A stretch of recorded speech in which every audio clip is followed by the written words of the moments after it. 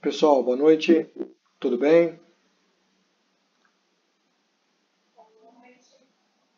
Vocês estão conseguindo me ouvir bem aí?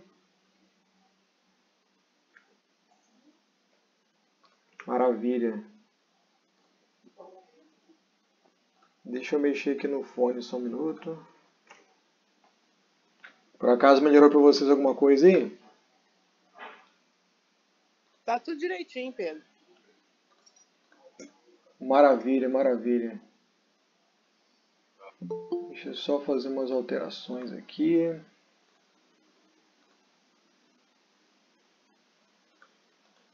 Beleza. Pessoal, acho que hoje eu vou conseguir gravar essa aula, hein? Se Deus quiser. Agora vai dar certo. Boa noite, Pedro. E aí, Gil, boa noite. Beleza? Beleza. Maravilha. Vou voltar aqui com a apresentação. Vamos gravar aqui, tá gravando já. Deixa eu trocar a tela.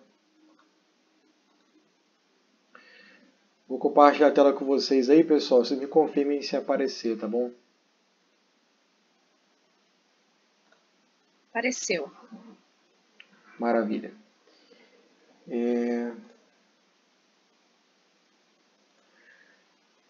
Show de bola. Então tá bom. Pessoal, sem mais delongas, vamos começar então. Eu me demorei um pouquinho aqui, estava mexendo nos últimos ajustes aqui no slide. Acabei demorando um pouquinho para soltar aí o link da aula. Bom, vamos lá. Acho que tem gente nova aí com a gente hoje aqui na sala. Mas que bom que você está participando. Acho que o Gil, primeira vez, né? Tá com a gente aí. O restante do pessoal já está há bastante tempo participando. Vai ser bom demais. Pessoal, então vamos começar então, para a gente poder ganhar tempo. Essa aula de hoje ela é bem extensa, tá? Vamos lá. Então hoje, pessoal, a gente tem falado sobre a história do cristianismo, né? Então a gente tem começado aí falando desde do início, né? Falando da escritura como um todo, da Bíblia como um todo, da origem da Bíblia, né? Falamos um pouco na última aula sobre Gênesis de 1 a 11, né? E hoje vamos seguir aqui falando de Gênesis 12 a 50, é muita coisa. Então essa aula de hoje, nós vamos falar bastante coisa sobre os patriarcas, tá? Então a gente até tinha comentado que a divisão seria Patriarcas 1 e Patriarcas 2, né? Onde a gente falou na última aula basicamente da origem, falamos do pecado, falamos da Torre de Babel, falamos de uma série de princípios que estão em Gênesis de 1 a 11.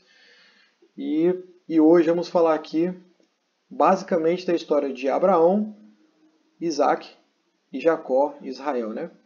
Então a aula de hoje a gente vai passar bastante, vai ser bem... Vou tentar fazer o mais rápido que eu puder para a gente não extrapolar o horário. Mas nós vamos basicamente, hoje vai ser uma revisão, né, de tudo aquilo que a gente já aprendeu aí sobre a história dos patriarcas, né? Então a gente vai abordar um assunto ou outro relacionado ali à geografia, etc.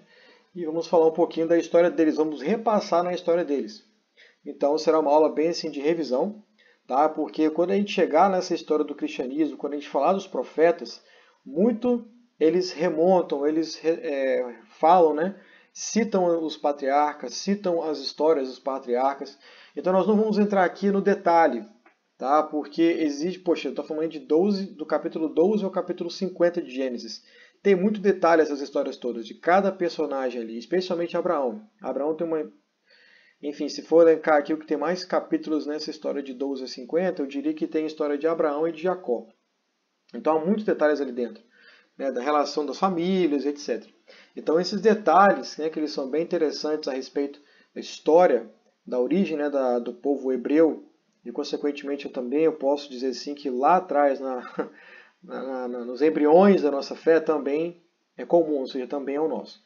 Então vamos começar, vamos fazer, como eu falei, um overview, então vamos começar aqui falando de Abraão. Vamos lá.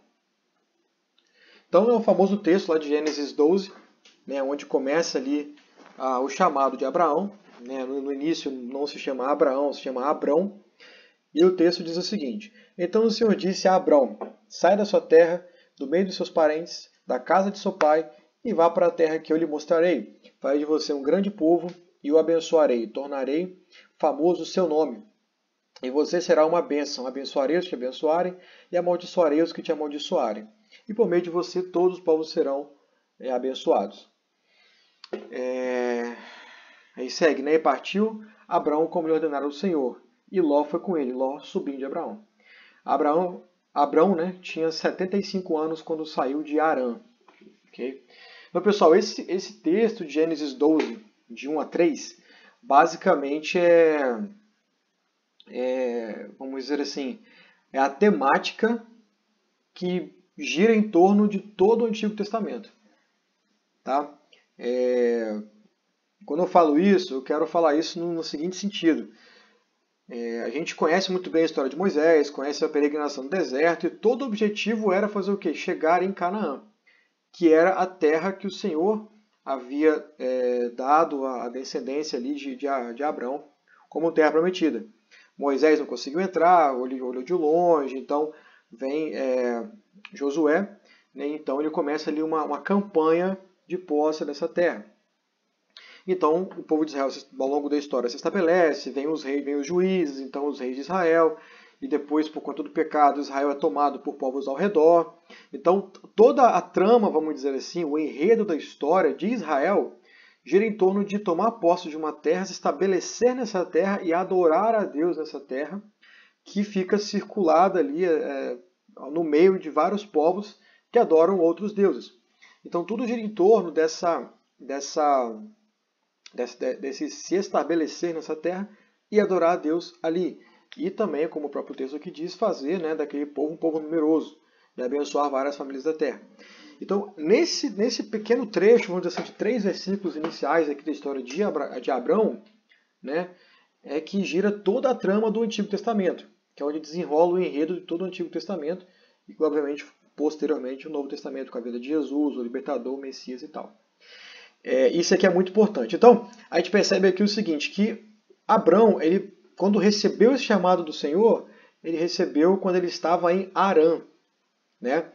Muito embora a gente pode ver aqui no próximo slide, vamos ter alguns versículos aqui, como por exemplo o 15:7, que o Senhor fala com ele, disse-lhe ainda, eu sou o Senhor que te tirei de Ur dos Caldeus para dar-lhe esta terra como herança. Tá, mas Abrão não recebeu o chamado quando ele estava em Harã? Então, por que Deus aqui está falando de Ur? Bem, na verdade, a resposta está no versículo aqui, capítulo 11, versículo 31 e 32. E Terá tomou seu filho Abrão e seu neto Ló, filho de Harã, que era um dos filhos de Terá, né? Só que ao longo da história você vê que Harã, ele morre, né? Ló fica órfão e Abrão meio que adota, né, Ló como filho, né? Um sobrinho bem próximo dele. Então Terá tomou seu filho Abrão e seu neto Ló, filho de Harã, e sua nora Sarai, mulher de seu filho Abrão, e juntos partiram de Ur dos Caldeus para Canaã. Mas ao chegarem em Harã, estabeleceram-se ali. E Terá viveu 205 anos e morreu em Harã. Ou seja, então Abrão já estava numa espécie de peregrinação a Canaã. Né? Ele para por um tempo na cidade de Harã, se estabelece ali. Né? Foi junto com seu pai, com seus irmãos, a família como um todo, estabeleceu ali. Ali em Harã ele recebe o chamado do Senhor, muito embora a cidade natal de Abrão, né, seja Ur dos Caldeus. Okay? Vamos seguir aqui para a gente poder ver alguns mapas, para a gente ter uma ideia de como é que foi essa trajetória de Abraão, né, inicialmente. Basicamente é o seguinte, pessoal, ele saiu daqui de Ur dos Caldeus, que é uma cidade da Babilônia, foi para Harã, bem aqui em cima, e depois ele desceu para chegar aqui em Canaã e depois peregrinou pelo Egito. Vamos passar pela história dele rapidamente.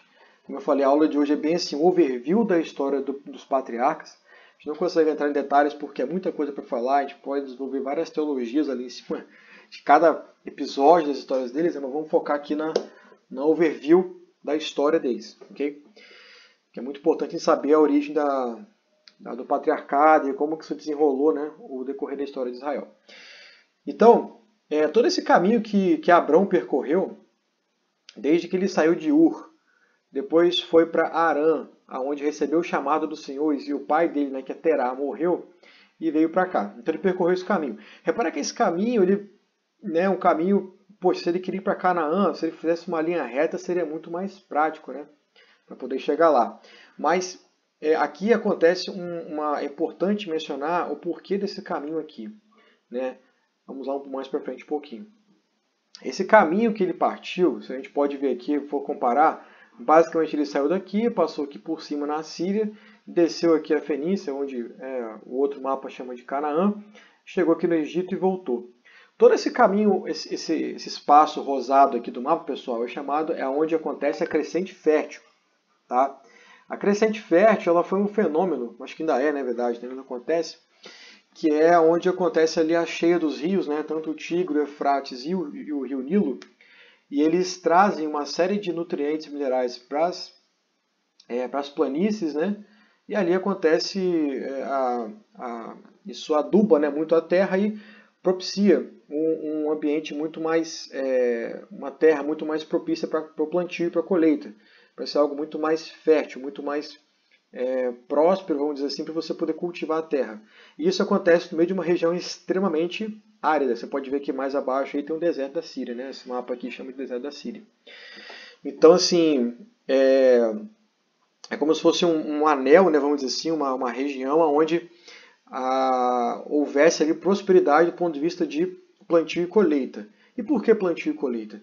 Nesse momento da história, pessoal, é onde assim, o comércio ele começa a se estabelecer.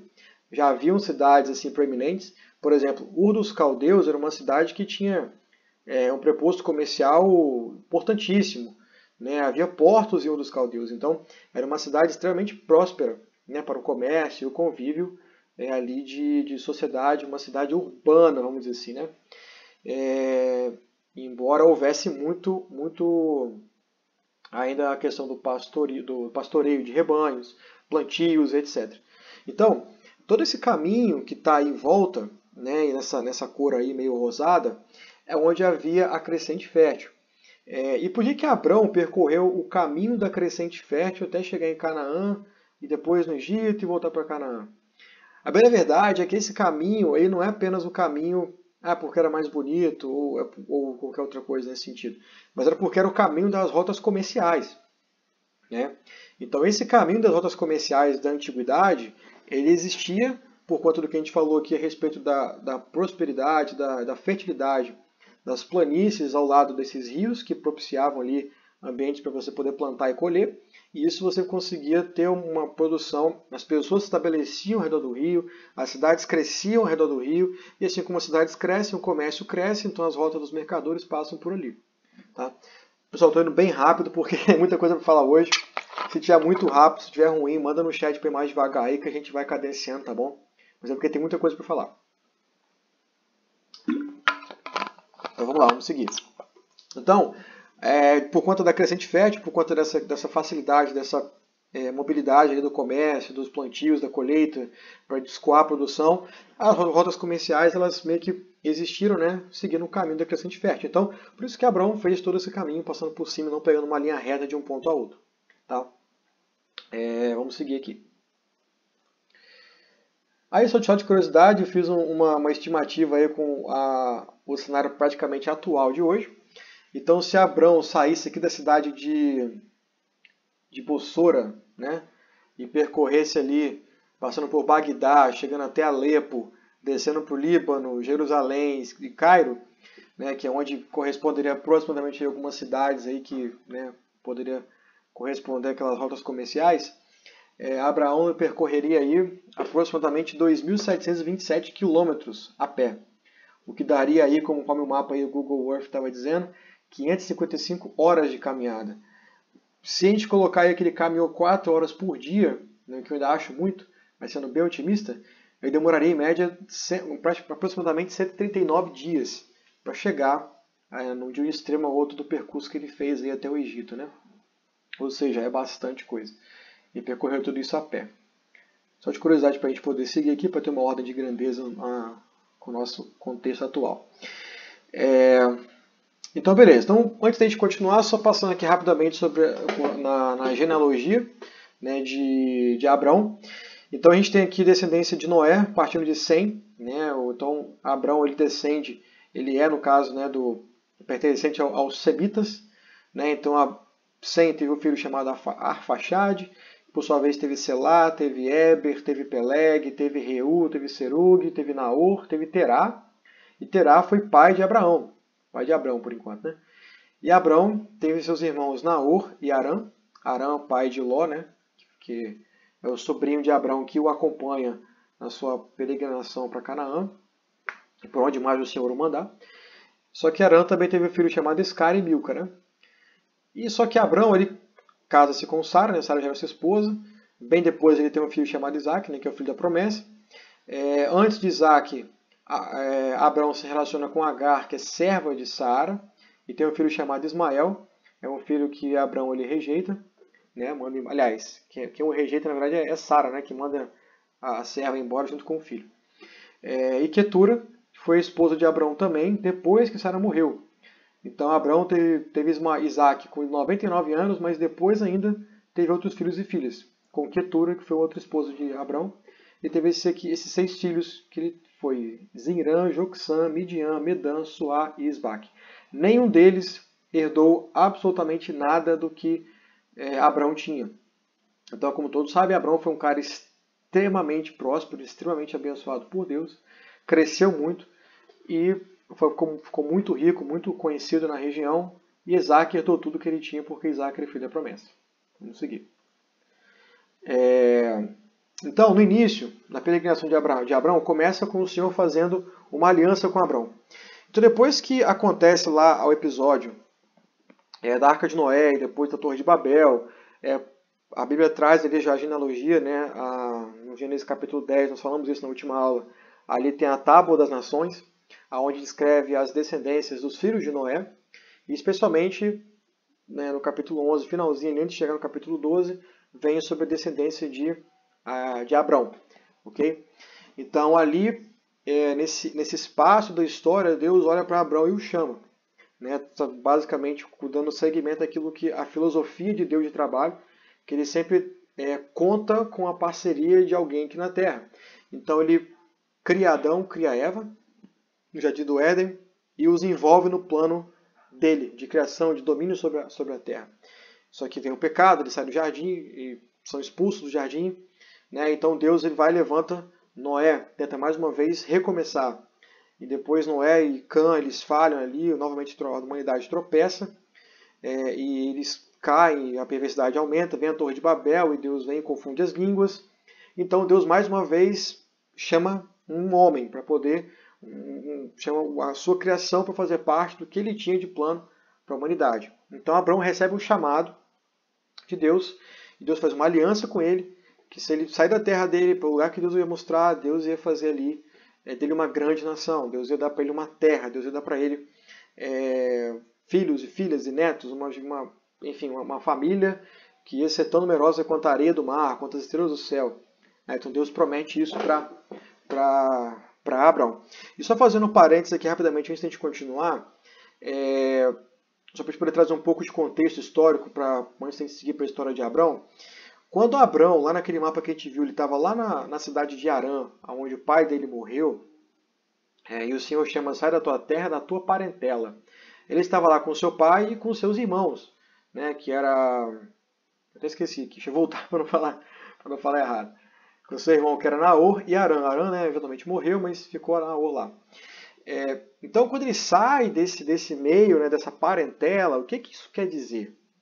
A gente hoje que mora, por exemplo, que mora com os pais, se Deus chama para poder, vamos supor, um exemplo clássico. Deus chama você para você poder ser missionário numa cidade vizinha, no país, não sei aonde. E você deixa sua família? Tudo bem, nós entendemos claramente, não tem mistério nenhum nisso, está muito claro. Agora, o que isso significou para Abrão deixar a sua família? Vamos só trazer um contexto aqui. Na época de Abrão, seus pais, ali, seu pai Terá, seus irmãos, etc., era uma época onde existia o patriarcado. Então, quando a Bíblia fala de patriarca, é bem o sentido do que a palavra quer dizer mesmo, patriarcado. O que isso quer dizer?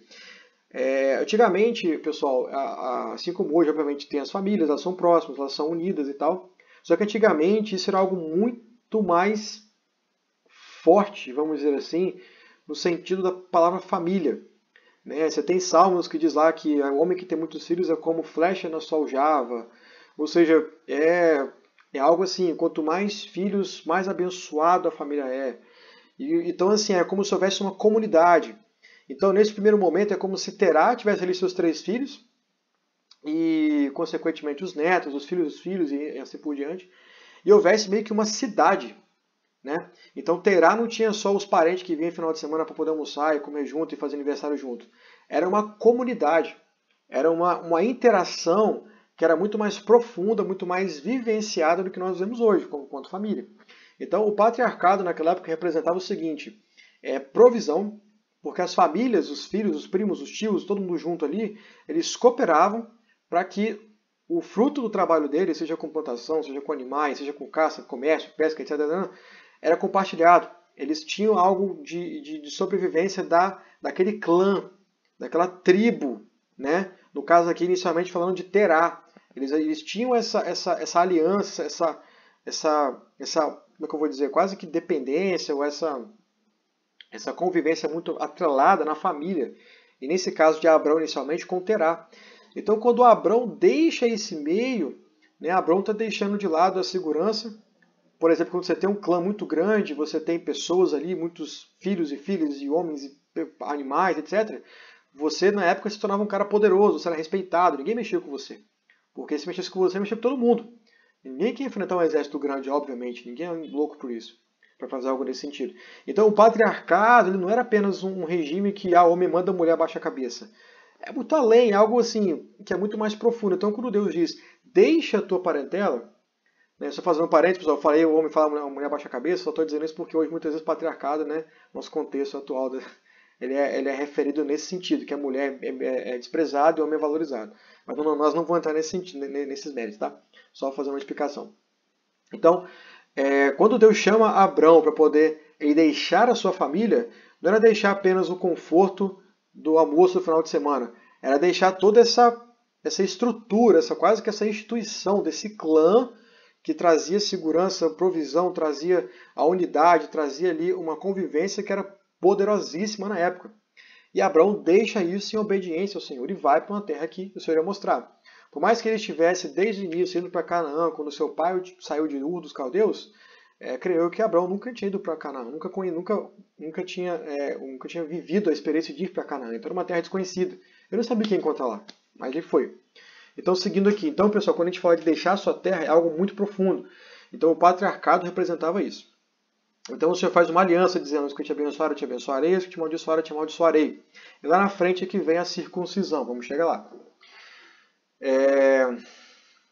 Então, beleza. Então, depois que o Senhor fala com Abrão, ele tem as experiências dele com Deus, Deus se revela, se mostra, fala da areia do mar, fala das estrelas do céu, e faz aquele monte de aparições para Abrão, e isso consolida nele ali o entendimento de que ele tem um Deus real e é um só, não é vários deuses que ele adora, é um só.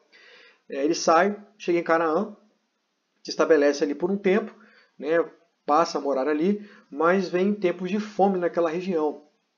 Né, e você vai encontrar em Gênesis esse episódio acontecendo algumas vezes, vamos passar para eles aqui daqui a pouco. Fome na região. O que ele faz? Foge para o Egito. Pega sua esposa, seus filhos, não tinha filho na verdade, pega sua esposa, seus servos e servas, animais e faz uma migração para o Egito. E repara que, só fazendo mais um parênteses aqui, é muito importante perceber que Abrão ele não compra nem um pedaço de terra, ele vive como nômade. Né? O único pedaço de terra que ele compra é para poder ali fazer o sepultamento da sua esposa Sara no futuro. E posteriormente ele também é sepultado lá, que é o campo de Macpela.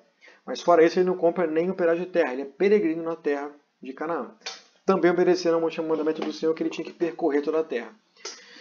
Depois você pode encontrar isso no livro de Gênesis, não vou passar nesse detalhe aqui, para chegar a tempo. Vamos lá. Então Abraão foge para o Egito, lá ele encontra alimento. E lembra que a gente falou sobre a crescente fértil?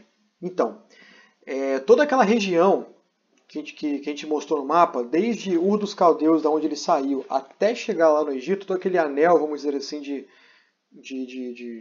prosperidade no plantio, na colheita, eram regiões onde você conseguia alimento de forma mais abundante, obviamente. E especialmente o Egito, né? Nós conhecemos aí, vamos falar mais na frente sobre a história de José, dos 7 anos de fome, 7 anos de fartura, mas o Egito digamos assim, é uma nação muito próspera no que diz respeito a alimento, porque eles têm o delta do Nilo, né? Que é aquela onde o Nilo ele se divide em dois e deságua no mar. Ali é uma região extremamente próspera, extremamente fértil para poder haver plantio e colheita. E nessa época, pessoal, eles tinham essa necessidade de literalmente migrar para onde tinha comida, não era uma opção para querer ter vida melhor, era ou vai ou morre. Então eles vão para o Egito, passam o tempo lá, por conta da crescente festa, então o Egito tinha como sustentá-los e outras pessoas do mundo que poderiam, né, ter ido para lá também. No caminho, né, chegando no Egito, Abraão mente com relação a sua esposa para Faraó, fala que ela era sua irmã, que é minha irmã, e de fato era, e tal. E então eles têm aquela desavença lá, e Abraão dá um vacilo de mentir, né? E Faraó toma Sara como esposa, nessa época era Sarai ainda, né? Então Faraó fica muito nervoso com ele, não sei o que e tal, e manda embora do Egito, devolve a esposa para Abraão, manda embora do Egito e enche eles de presentes, de riquezas. Então eles saem do Egito meio que assim, quase que expulsos e ainda com despojos, ainda com dinheiro na mão. Né? Eles tipo assim, toma isso aqui e vai embora, pelo amor de Deus, some daqui, eu não quero essas pestes para cima de mim. Né? Meio que quase que uma alusão ao que seria no futuro quando os hebreus deixassem o Egito. Né? Em Gênesis 15, versículo 6, eu coloquei aqui só para poder fazer uma ênfase aqui, que Abraão creu e isso lhe foi acreditado como justiça. Se nós lermos lá na frente, em Hebreus, né, lá no livro de Hebreus, a galeria dos heróis da fé, no capítulo 11, a gente vai ver exatamente essa referência aqui a Abraão, quando fala que ele foi um dos heróis da fé. Ele creu e por isso foi acreditado como justiça.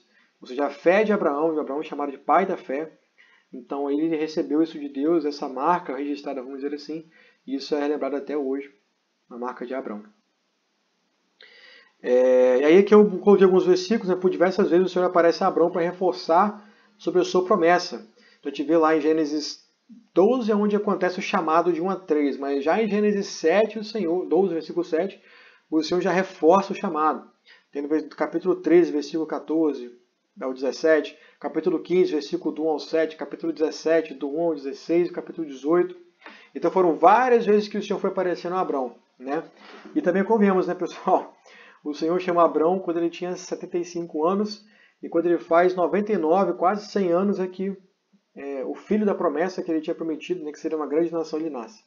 Então, nesse tempo todo aí, o Senhor eventualmente aparecia a Abraão, para reforçar a promessa, para meio que lembrá-lo da promessa. A gente vê algumas orações de Abraão também questionando a Deus, poxa, mas cadê minha promessa? O Senhor disse que eu ia ser pai, até agora nada, estou ficando velho, a esposa está ficando velha, e assim por diante. Diga-se de passagem, né, os egípcios acharam Sara muito bonita e quiseram ela para eles. Né, e Sara não era tão nova. Né, então fica aí o questionamento como é que era assim, o padrão de beleza, assim, enfim. Só uma curiosidade que bate quando a gente lê o texto. Vamos seguir. Então em Gênesis capítulo 17, né, depois que Abraão já saiu do Egito, acontece ali a circuncisão.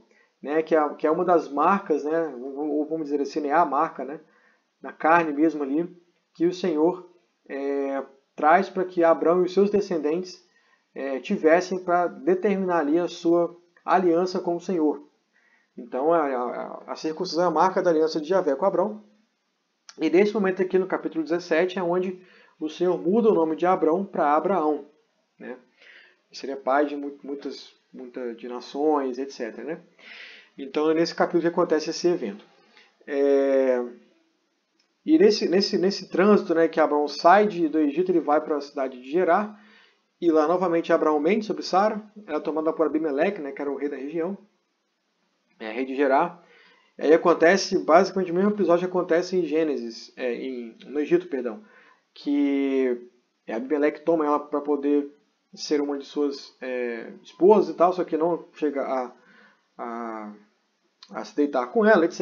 Mas assim, ele descobre e fica extremamente temeroso com isso e dá uma brigueira em Abraão e manda ele embora e dá presentes para ele mais uma vez, riqueza na mão de Abraão e manda ele embora. E aí soa bem interessante para a gente, pessoal, como que isso aconteceu da mesma forma no Egito e em Gerar, e como assim que os povos, né, que eram pagãos, eles respeitavam tanto o casamento. tanto eles respeitavam essa questão da fidelidade, né? Que assim, eles preferiam dar dinheiro, tipo assim, vai embora daqui, toma isso aqui, some, mas não fica com a gente porque eu não quero jamais imaginar que a um dos nossos, ou o próprio faraó, o próprio rei, se deitou com a esposa de alguém. Isso traz muita maldição para eles, né? Impressionante como que eles tinham esse temor. E aí passa o tempo, né, depois desse episódio lá na cidade de Gerar, nasce Isaac depois de 25 anos da promessa. Né? O Senhor cumpriu sua promessa de dar a Abraão Isaac, digamos assim, ele cumpriu parcialmente sua promessa, né? De dar a Isaac, de dar a Abraão um descendente, que seria Isaac, dele sairia viriam a nascer muitos povos e nações, né? E cumpriu parcialmente porque a promessa do Senhor é que ele daria uma terra, né? Então a terra ainda não foi dada, foi dado o filho da promessa. Então, depois deu o filho, passou um tempo, o Senhor pede Isaac em sacrifício. Né? E é estranho que a gente pode ler esse texto e, poxa, como é que Abraão aceitou tão fácil? Não reclamou, não questionou nem nada. Mas levou o filho para o local de sacrifício e falou, o Senhor proverá o cordeiro para si. Naquela época, pessoal, não era estranho você ver sacrifícios de filhos, de crianças e tal, aos deuses da região. Então, não é que Abraão tinha essa prática de sacrifício de pessoas, não é isso. Mas é que a cultura local ao redor era tão forte, tão impregnado desse tipo de coisa, que ele praticar algo, Deus pedir algo nesse sentido para ele não era algo assim absurdo, vamos dizer assim, era algo talvez até concebível, né? Podemos dizer assim, com muitas aspas aí, com muito temor no que a gente está falando, porque os povos ao redor eles tinham essa cultura. Tá, mas você pode perguntar, tá, Pedro, mas Deus nunca pediu sacrifício de ninguém, na lei Deus não fala isso, etc e tal. Pois bem, nós estamos falando aqui, pessoal, de um período muito anterior à lei, tá? Um período muito anterior à lei. Então você pode ver que nesse período aqui, os patriarcas eles até cometem alguns pecados ou tem algumas condutas que a lei determina que não se fizesse. Como, por exemplo, tanto Abraão quanto Jacó, eles levantam altares, né? Em honra a Deus. Por exemplo, o caso de Jacó em Betel, que ele deitou na pedra, teve um sonho, acordou, levantou a pedra como altar, derramou óleo sobre a pedra, em honra ao Senhor. Abraão levanta altares ao Senhor também. Então, de alguma forma ou outra, isso na lei era proibido, mas eles praticam isso. Ou seja, e também tem o caso de, se você ler lá em Gênesis, tem um episódio que a cidade que Ló estava morando, ela é tomada por ataque de uns reis, então Ló é levado como cativo, então Abraão junta 318, eu acho, da sua casa, como guerreiros ali, soldados, vão lá e resgatam Ló, sua família e o povo que foi levado como cativo. E quando ele volta, ele se encontra com o sacerdote de Salém. Me fugiu o nome dele aqui agora. Acho que é Melquisedeque, né? Melquisedeque. Acho que não coloquei o nome dele aqui não. Mas Melquisedeque. E ele ali, Melquisedeque abençoa Abraão dá o dízimo dos despojos, etc e tal. Mas quem instituiu Melquisedeque como sacerdote? Entendeu? Como é que Melquisedeque adorava a Deus? Ele fazia do jeito certo? Não, Abraão fazia do jeito certo? Então não havia ainda um padrão, não havia ainda a lei para que determinasse como que o povo devia adorar, né? Então há esse contexto nesse momento. Então, quando o Senhor pede Isaac para Abraão para ele sacrificar, ele vai, não questiona, e diz para o filho dele que Deus proveu o cordeiro. E Deus de fato proveu o cordeiro, né? Mas não foi nem nada, então por isso que para Abraão, quando ele ouve isso de Deus, é óbvio que ele não queria perder o filho dele, é óbvio, isso não tem o que discutir. Mas não soa tão estranho por conta desse contexto ao redor. Era o meio que ele estava inserido. Então vamos lá. Então, passando o tempo, Isaac cresce, né? Então Abraão envia seu servo Eliezer para buscar uma esposa para Isaac e encontra Rebeca, né, na casa dos parentes dele lá, da mesma família, mesmo clã. E traz Rebeca como esposa de Isaac. Então eles se casam, Isaac casa com Rebeca aos 40 anos, né, e ora para que Rebeca possa ter filhos, né, para que ela dê a luz, para que ela seja curada da sua esterilidade. Então, depois de 20 anos, ou seja, Isaac tem o filho, né, Jacó, seus filhos Jacó e Esaú, quando ele estava com 60 anos. Eles nascem, são gêmeos, e aí, mais uma vez, houve aquele episódio de ter fome na terra. Então, Isaac toma sua família, vai para Gerar, onde comete o mesmo erro de seu pai. Ele mente para o mesmo rei, Abimeleque, que ainda estava vivo, só que nesse caso, Abimeleque ele não chegou a possuir ou tomar Rebeca para si. Mas ele viu Isaac brincando com ela, talvez algumas caretas e tal, e sacou que ela não era irmã dele, mas era esposa. Deu um brigueiro em Isaac e mandou Isaac embora de lá, e também abençoou Isaac com bastante dinheiro e etc. E passado o tempo, né, depois desses episódios, acontece o famoso episódio onde Jacó convence Esaú de vender sua primogenitura por um prato de lentilhas. Então é um episódio bem conhecido. Esaú volta da sua caçada, né? Esaú era um dos filhos de Isaac bem voltado para a caça, para esse estilo de vida, enquanto Jacó era mais do pastoreio de rebanhos, era mais de viver dentro de casa, cuidando de repente das coisas mais da casa, vamos dizer assim, enquanto Esaú era mais do campo. E aí Esaú volta faminto e Jacó estava lá com uma refeição pronta, quentinha, fresquinha, maravilhosa, e Esaú morrendo de fome, desesperado, talvez sem pensar direito o que estava fazendo, pede a Jacó um prato de comida e Jacó dá, mas com uma condição. Eu te dou se você me vender o seu direito da primogenitura. E eles combinam, concordam, Esaú concorda isso, proclama isso, declara isso abertamente, e ele então dá o prato de comida, Esaú come, vai embora como se nada tivesse acontecido. Só fazendo um parênteses aqui rapidamente. O que isso quer dizer? Lembrando mais uma vez, pessoal, naquela região, naquele local, no antigo Oriente Próximo, especialmente nesse tempo aqui tão antigo, essa questão da primogenitura, ela tinha um valor assim, absurdo. Ser um filho, né, ser o primeiro filho, ainda mais do sexo masculino, era a maior alegria dos pais, de ter uma criança, de ter um filho, né, do sexo masculino primeiro ainda. Era uma grande vitória, assim, era um regozijo absurdo. E esse filho, por ser primogênito, ele tinha essa alegria toda, todo esse ambiente favorável a ele, essa preferência muitas vezes, e também com isso vinham as suas responsabilidades, é claro, né? Nem tudo são rosas, né? Então ele tinha todo um dever com a família, com o clã, lembrando que ainda que nós estamos falando de patriarcado, muito embora Abraão aqui já não está mais vivo, né? Estamos falando aqui do clã de Isaac, mas ainda assim é um clã, ainda como o próprio nome já diz, ainda é um dos patriarcas. Então essa questão da primogenitura é valiosíssima. E a gente pode ver que existem documentos históricos, né, que eles relatam esse mesmo tipo de valorização pela primogenitura e pela bênção do pai para o primogênito em outras culturas. Então aqui nós estamos falando do início do povo de Israel. Ainda aqui Jacó ainda nem se chama Israel, Jacó nem tem filhos aqui. Mas nesse momento ainda já se pode ver aqui o início da nação de Israel. E de como que essa bênção que Isaac deu para Jacó frutificou lá na frente, deu resultado lá na frente, vamos dizer assim. Então todo aquele ambiente ao redor ali de onde eles moravam, ali em Canaã, lembrando que Canaã ainda não pertencia a eles, tá? Deus prometeu essa terra a Abraão, mas eles ainda não tomaram posse da terra. Nem Isaac tinha terra nesse local. Okay?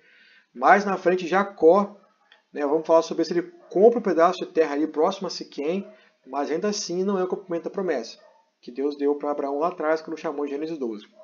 Mas voltando aqui, então todos esses povos ao redor ali, eles tinham essa cultura da primogenitura e da bênção do pai. Isso era algo valiosíssimo, assim, ao ponto, como a gente viu aqui, de talvez causar até a morte nos filhos. Porque quando Esaú vendeu a primogenitura, ele estava achando assim, Jacó vai esquecer isso aí lá na frente, quando meu pai for me abençoar, meu pai vai saber que sou eu, porque eu sou preferido, ele não vai dar a minha bênção para Jacó, jamais farei isso. Talvez Esaú pensou assim. Só que houve ali, né, toda uma trama por trás, né, da mãe de Jacó e Jacó para poder convencer Isaac a dar a bênção para ele, e acontece isso. Né? Pulando bastante etapa aqui da história, mas vamos seguir. Vamos dar fuga para geral, ver aquela questão de enganar lá o rei de geral mais uma vez. Primogenitura. Beleza, lá na frente é isso mesmo. E Jacó recebe a bênção de Esaú por Isaac. Né? E aí quando acontece isso, Jacó foge. Né? Já foge no primeiro dia ali, depois que recebe a bênção. Esaú chega da caça, né, para dar uma refeição a seu pai, então ser abençoado. Né? A gente conhece essa história aí. E aí, assim que Esaú sabe que Jacó enganou Isaac fica... Você pode ler o relato lá depois com mais detalhe em Gênesis. Você vai ver que quando Isaac percebe que ele foi enganado por seu filho, ele fica trêmulo. Isaac desespera-se. Tipo assim, Esaú, que talvez foi o mais prejudicado, mas é Isaac como pai que se vê numa condição assim, de desespero, porque ele foi enganado e deu a bênção para o filho errado, vamos dizer assim. Tamanho o valor que isso tinha, né, naquela cultura ali. Então, depois que Jacó foge, né, ele não foge de uma vez, né? Quando acaba esse episódio, quando você lê esse relato até o final, que Esaú serve a refeição ao seu pai e fica indignado que ele abençoou Jacó, o relato no final comenta que Rebeca meio que reclama com Isaac, indignada porque ela não quer de forma alguma que seus filhos se casem com as mulheres dos povos ali onde eles estão morando, porque, tipo assim, Deus me livre que meus filhos casem com as mulheres daqui. Porque Esaú tinha casado com as mulheres da região e era só tristeza para os pais, desgosto para Isaac e Rebeca. Então ela já dá essa cutucada, vamos dizer assim, Isaac, para que Isaac mande seu Jacó embora para longe de Esaú, é claro, mas para que encontre esposa no meio de seus parentes, né? Então o que acontece? Então Isaac chama Jacó novamente, o abençoa e envia para a casa de Labão. Então Isaac abençoa Jacó, Jacó vai e fica lá durante aproximadamente 20 anos, dos quais 14 ele trabalha para se casar com as filhas de Labão. Então, nesse caminho, até chegar à casa de Labão, o Senhor aparece a Jacó. Onde ele deita numa pedra, tem um sonho, vê a escada, né, os anjos de Deus subindo e descendo. Ele levanta ali uma pedra, um altar, derrama óleo sobre aquela pedra, adora ali ao Senhor e chama aquele local de Betel, onde ele teve uma experiência com o Senhor. Então ele chega na casa de Labão, depois de sua viagem, na casa de Labão, ele se encanta, né, se apaixona por Raquel, passa a morar ali com ele, se apaixona por Raquel e trabalha 7 anos por Raquel. No dia do casamento, a gente conhece a história, Labão vai lá, engana Jacó e dá a sua filha mais velha, chamada Lia, para que se case com ele. Ele estava talvez lá embriagado, não percebeu nada, não sei o quê. No dia seguinte descobre que casou com Lia e não com Raquel. E Jacó fica indignado, foi enganado, tudo mais. E aí acaba que Labão faz lá um combinado com ele, bem bolado. Jacó concorda em trabalhar mais 7 anos para depois, então, trabalhar mais 7 anos para se casar com Raquel. E aí assim que passa a semana de núpcias, né, dele com Lia. Mais gente entrando aí. Assim que ele passa a sua semana de núpcias com Lia, né, ele recebe Raquel por esposa e então trabalha mais 7 anos. Até que passa um tempo, Jacó percebe que está na hora dele sair para poder, né, procurar algo para poder trabalhar e conquistar para a sua família. Então ele resolve deixar ali a casa de Labão. Vamos seguir aqui. Acho que o slide voltou um pouquinho. Vamos lá.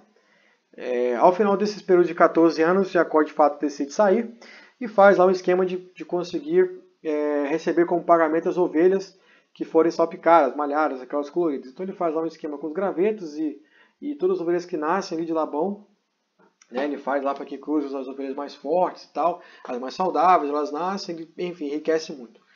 Ele foge da casa de Labão para poder ir seguir, voltar para a casa do seu pai, até como uma direção de Deus, né, que ele recebe para poder voltar para Canaã e deixar Labão. E aqui, mais uma vez, vou reforçando a ideia do patriarcado. Quando Jacó decide voltar para a terra dos seus pais, né, para a cidade, para Canaã, ele foge de Labão. E por que ele foge de Labão? Porque ele não gostava de Labão? Não é só por causa disso. Aqui nós estamos falando mais uma vez do patriarcado. Se você ler o relato dessa fuga de Jacó, das suas esposas, tudo que ele tinha, os seus bens, animais, você vai ver que as próprias esposas, né, de Jacó ali, Raquel e Lia, elas são completamente ali, dão apoio a Jacó porque elas se veem numa condição tipo assim, o nosso pai não vai dar nada pra gente como herança, então não tem por que a gente ficar aqui. E os irmãos delas estavam lá já assim, falando mal de Jacó porque Jacó roubou tudo que Labão tinha.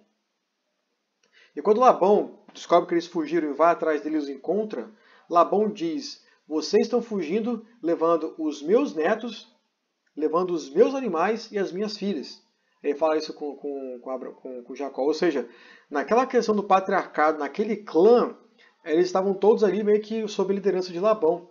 Então Labão via os filhos, os netos, o próprio genro ali com as filhas dele como se fossem possessão dele, como se fosse propriedade dele. Então, como o patriarcado ele era algo assim, então talvez sei se eu posso dizer a palavra entranhado, mas era algo muito forte naquela época. Então Labão ele não só tinha os parentes ali, os familiares como alguém que tinha laços. Era muito mais do que isso. Era quase que correntes, né? Que determinavam ali a posse ou não das pessoas. Enfim. Então ele encontra com Jacó e, enfim, se resolvem lá, eles têm uma refeição, fazem um pacto de paz, de que eles não iam de um lado, ninguém ia passar de um lado nem para o outro, para que houvesse paz entre as duas famílias ali. Muito embora Raquel tenha roubado um ídolo, né, de seu pai, ela dá um migué lá e não mostra para ninguém, mas ela roubou um ídolo, que também motivou Labão a ir atrás deles. Mas enfim, vamos seguir. Eu estou aqui falando um pouco, pessoal, dos filhos de Jacó. Tá? Jacó aí casou com Raquel e com Leia, mas Labão deu servas, né, a ambas as filhas, para que era um costume da época, para que ajudassem elas no dia a dia, enfim. Então, Raquel, que era a filha preferida, a esposa, né, mais amada assim por Jacó, ela não podia ter filhos depois de muito tempo, porque o Senhor ouviu o clamor de Raquel, ela passou a ter filhos. Ou seja, apenas os dois últimos filhos de Jacó é que foram filhos de Raquel. Todos os outros antes dela foram filhos da sua esposa Leia, da serva, né, de Leia, que é Zilpa ou Bila. Tá? Então aqui nós temos os 12 filhos de Jacó, tá? Que futuramente vieram a ser as tribos de Israel, exceto pela tribo de Levi e a tribo de José, que não tem tribo de Levi nem José. Levi são os levitas, mas eles não tinham possessão de terra.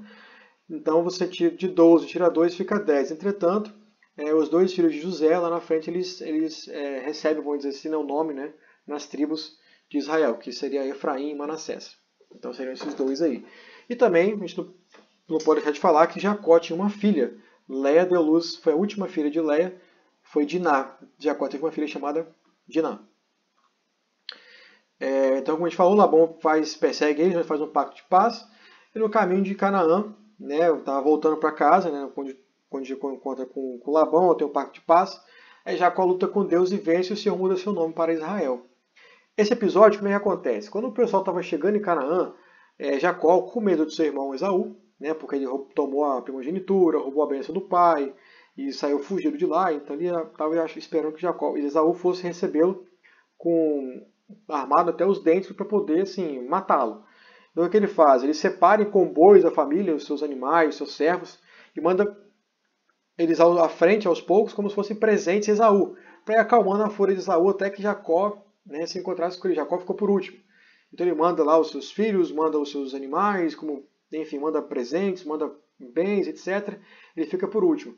E nisso que a família, todo esse comboio foi à frente, ele ficou no acampamento que ele tinha feito, dormiu aquela noite e lutou com Deus. Né? O Senhor foi visitá-lo e teve uma experiência, né? E lutou com Deus ali e não deixou Deus embora sem que o abençoasse. Então ali Deus muda o nome de Jacó para Israel, né? Onde tem aquele episódio que esse anjo, né, toca na coxa de Jacó e passa a ficar manco e etc. Então ali acontece essa experiência de Jacó com Deus. Depois de tempo ele se encontra com Esaú, só que dá um migué, se paga de muito humilde para Esaú e tal, para não levantar a fúria do irmão dele. E ele diz que não vai continuar a viagem até chegar lá na casa de Esaú, porque poderia cansar os animais, as crianças, as esposas, eles poderiam morrer no caminho. Ele pega um outro caminho e se estabelece em Siquém. Compra uma terra, se estabelece ali, monta sua casa e tal. E aí acontece aquele episódio dela com Diná, que ela é violentada pelo filho de Siquém, etc. Em Gênesis 35, o Senhor reforça sua aliança com Jacó. Né? Acontece o episódio onde o Senhor reforça a aliança dele com ele. E aí vamos lá. Ele começa mais uma vez, mais uma vez não, né? Agora que começa um pouco mais da história da família de Jacó, já assim, fora da peregrinação dele, né? Depois que eles se estabeleceram. Então Jacó tem todos aqueles 12 filhos, né? 13 com Diná que nós vimos, mas ele tinha o preferido que era José. Então todos aqui conhecem a história de José. Era o segundo filho mais novo de Jacó, ou de Israel, né? Vamos dizer assim. Ele tinha ali uma preferência por ser o seu primeiro filho de Raquel, que era a esposa amada de Jacó. E ele então trata José diferente dos seus irmãos, dá para ele, como a gente sabe na história, aquela túnica toda colorida, enfim. José era o X9 da família, contava que seus irmãos faziam de errado para o pai e tudo mais. Então José de Jacó, ou Israel, né, ele era o mais amado, mas dos irmãos ele era o mais odiado. Então, os irmãos dele, para se vingar de José dessa história toda, o vendem para o Egito como escravo.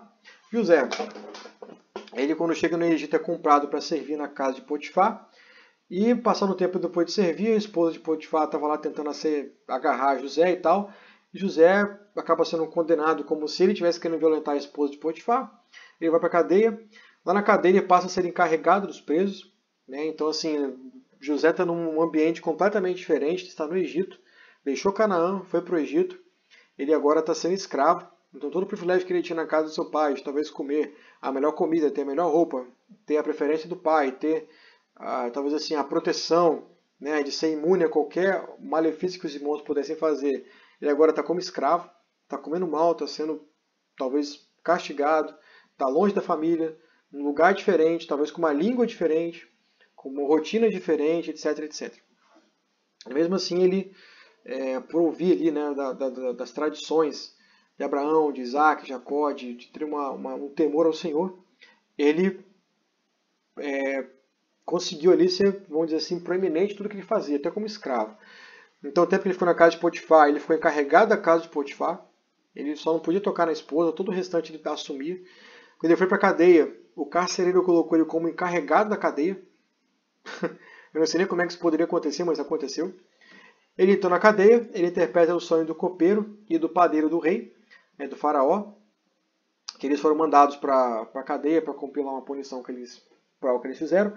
Eles têm sonhos que os deixam muito atordoados. José, então, ali manifesta uma habilidade de interpretar sonhos. Tá? Só fazer um parênteses rapidinho, pessoal, já está dando a hora tá dando quase 9 horas, mas está acabando já, está mais uns 10 minutinhos, 15 no máximo, a gente encerra aqui. Vamos seguir.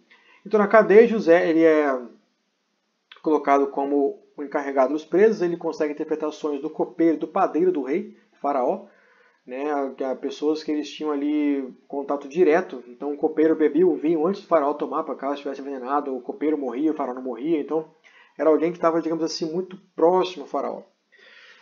Interpreta os sonhos, a interpretação dele acontece de verdade, o copeiro volta a servir o rei, o padeiro morre, né? E aí depois de bastante tempo, se não me engano, 2 anos, o rei tem um sonho que o faraó tem um sonho que o deixa muito atordoado, e o copeiro lembra que quando ele estava na prisão, um hebreu escravo, encarregado da cadeia, conseguiu interpretar o sonho dele, foi verdade. Então ele conta essa história para o rei, para o faraó, estou trocando toda hora, conta a história para o faraó, então o faraó manda chamar José, e o faraó conta a história, conta o sonho para José. José então ele ouve todo aquele relato, interpreta os sonhos, né? E assim que ele interpreta os sonhos, ele de cara já dá para o faraó o que ele tinha que fazer para poder superar, né, os anos de fome, porque o faraó conta que tinha 7 vacas magras que saíam do Nilo, as 7 vacas gordas, então ele entende que era o tempo de 7 anos de fartura na colheita e 7 anos de fome. Então ele interpreta o sonho de cara, já dá para o rei, levanta autoridades, pessoas competentes para poder assumir aqui essa responsabilidade de gerenciar toda essa colheita, todo esse plantio, para poder não faltar comida. Então ele dá toda a direção, toda a instrução que tinha que ser feita, e o faraó percebe assim, poxa, então você tem que assumir, não é ninguém mais aqui. Você interpretou o sonho, você deu o caminho das pedras, você tem que assumir essa posição. E coloca José na posição mais alta, só perdendo para o faraó, está logo abaixo do faraó. E José, como todos sabem, faz um trabalho excepcional, faz muito bem o que tinha para poder fazer ali. Até que então passa-se os 7 anos de fartura, lembrando que o Egito faz parte da crescente fértil.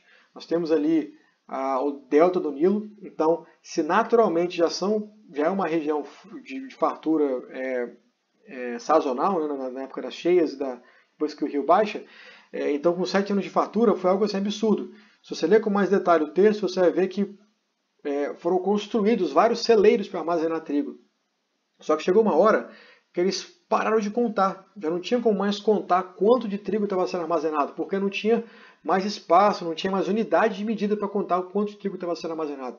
De tão fértil que foi esses 7 anos de fartura. Então, passando os 7 anos de fartura, vieram os 7 anos de fome. Então, quando você lê o relato, todos os países ao redor, pessoas dos países das cidades ao redor, vêm ao Egito para comprar comida. Inclusive seus irmãos lá da terra de Canaã.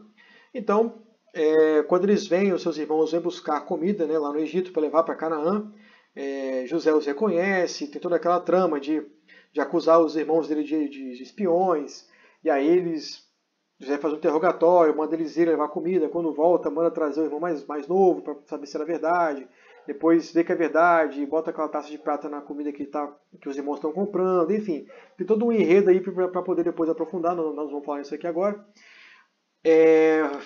Assim, resumindo a história, acaba que com o passar do tempo, os irmãos trazem Jacó, né, Israel, e toda a sua família para o Egito, para poder eles serem literalmente cuidados por José, amparados por José. José ali era um cara de uma posição mais alta, né, abaixo do faraó, então ele podia mandar e desmandar. Então ele recebe os pais ali, toda a família, né, dele que estava lá em Canaã, habita no Egito, numa região mais afastada, porque eles eram pastores, os egípcios não gostavam de pastores, de ovelhas, e alimenta a sua família. E agora vem um ponto assim, crucial da história.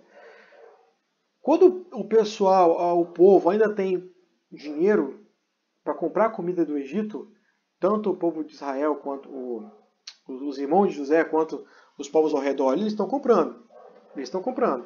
E compram comida, o comércio ainda existe, mas são 7 anos de crise. Poxa, a gente está vivendo aí 1 ano e pouco de pandemia, está um desastre no Brasil. Imagina 7 anos de escassez de comida. O quanto que talvez poderia causar de guerra, de conflito, de atrocidade de uma pessoa prejudicando outra para ter comida. É absurdo. Então, chega uma hora que os povos ao redor não tem mais dinheiro. O próprio povo egípcio não tem mais dinheiro. Então, o que o povo faz? Vende as terras dele pro faraó, em troca de comida. Então José compra as terras do povo, ou seja, agora tudo do faraó, ninguém tem mais nada. E o pessoal vendeu a terra, tem dinheiro, está comprando comida. Chega uma hora que esse dinheiro acaba também. Então o que foi combinado? Então ali José propõe, agora vocês não têm mais dinheiro, vocês não têm mais terra, como é que vocês vão pagar? Vocês vão plantar na terra de vocês e o que der, 20%, um quinto, vocês vão pagar para o faraó.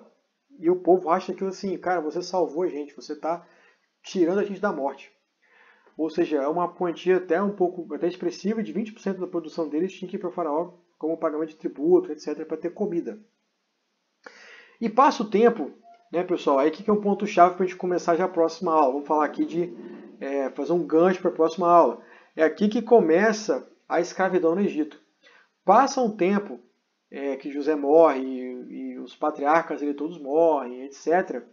Vem um novo faraó no Egito, que não conhecia José, não conhecia a história de José, e começa a escravizar o povo de Israel, que era um povo que já estava assim, muito numeroso. Então no Egito é que começa a crescer e a promessa, vamos dizer assim, que Abrão recebeu lá atrás, começa a tomar uma forma mais estruturada, de nação. Então ali o povo de Israel cresce muito. Então é nesse contexto de escravidão que começa ali uma escravidão e a proliferação do povo de Israel, se é que eu posso usar esse termo, né? Então começa a crescer muito. Então a gente vai fechar por aqui, tá? A aula de hoje. Então se foi bem rápido, foi bem correria. Aqui tem algumas referências da aula de hoje, tá, pessoal?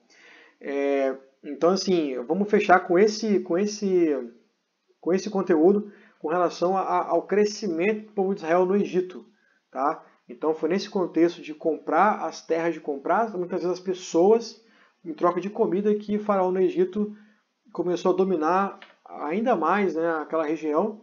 E nos próximos pessoas, né, que foram se levantando como governantes do Egito, não conheciam José, não conheciam seus familiares, as suas descendências, escravizaram o povo de Israel, né, para construir lá os empreendimentos deles e trabalhar nas colheitas, etc.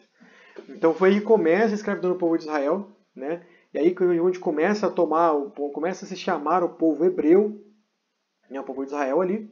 E na próxima aula a gente vai continuar falando um pouco mais sobre essa saída do Egito e a lei que é dada por Deus através de Moisés. Pessoal, beleza? Então é isso aí. Foi bem corrido, foi muito corrido. A aula de hoje tinha muito conteúdo. Como eu falei, foi bem um overview, né, da história dos patriarcas. gente não conseguiu entrar muito em detalhes porque o tempo não permite, mas o objetivo era esse, era fazer um overview para que a gente continuasse nas próximas aulas trazendo mais conteúdo da sequência aí da história aí, né, nascendo com o povo hebreu, chegando até a instituição da igreja como a gente conhece hoje, tá bom? Então, essa é mais uma aula, agradeço a vocês por terem participado. Quem tiver algum comentário, pergunta, pode mandar aqui no chat, ou pode mandar lá no WhatsApp mesmo, né, como no privado lá. Então, ok, pessoal? Então, agradeço a atenção de vocês por terem participado. Um forte abraço, até a próxima aula então. Valeu!